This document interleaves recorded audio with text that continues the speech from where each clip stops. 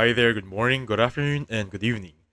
Now, for this one, let's talk about how to download Douyin, Chinese TikTok on iPhone and Android full guide. Basically, I'm going to do this on an iPhone, but the process is basically the same on the Android devices. What you need to do is to go to your App Store. So, if you go here and type in TikTok, you're going to get the international version. Of course, we all know this one, the one we all know and love, this one right here. However, if you want to get the Chinese version of TikTok, you want to go to your profile.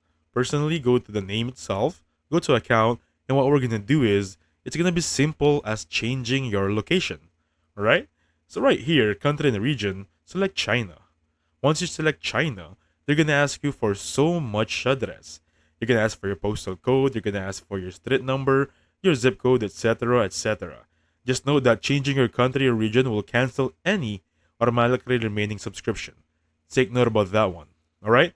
So for the fill up option, just write in Beijing all the way and you'll be good to go. And basically that's it. So thank you so much for watching.